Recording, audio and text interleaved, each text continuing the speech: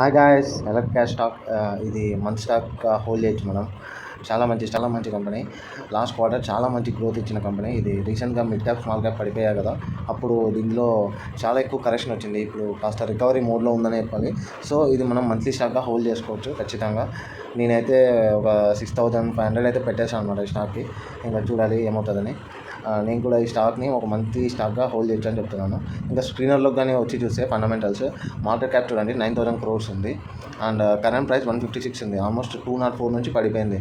Almost ఒక 25% correction అయితే వచ్చింది. ROE కూడా పర్లేదు, గుడ్ అండి అంటే ఈ కంపెనీకి.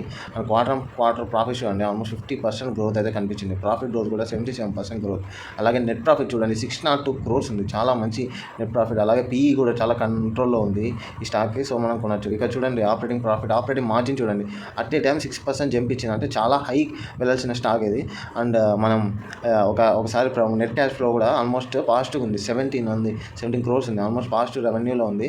సో ఇక్కడ ప్రమోటర్స్ కూడా వాళ్ళ వాటాను ఇంక్రీజ్ చేసుకుంటూ పోతున్నారు వాళ్ళ షేర్ని. అలాగే FIs కూడా చాలా స్టేబుల్గా ఉన్నారు. DIs కూడా వాళ్ళ వాటాను ఇంక్రీజ్ చేస్తున్నారు. గవర్నమెంట్కి కూడా ఇందులో వాటా ఉందండి. పబ్లిక్ దగ్గర షేర్స్ అయితే తక్కువగా ఉన్నాయి. సో ఈ స్టాక్ మంచి డిమాండ్ అయితే ఉంది ఫ్యూచర్లో. అందుకు నేను ఈ స్టాక్ని మంత్లీ స్టాక్గా హోల్డ్ చేద్దామని ఇన్వెస్ట్ అయితే చేశాను. మీరు కూడా ఒకసారి స్క్రీన్ అన్ని చూసి కొన్ని న్యూస్ అయితే చదివి స్టాక్ రిలేటెడ్గా ఒక మంచి డెసిషన్ అయితే తీసుకోండి. మీ లైక్స్ సపోర్ట్ చేస్తాను అనుకుంటూ థ్యాంక్స్.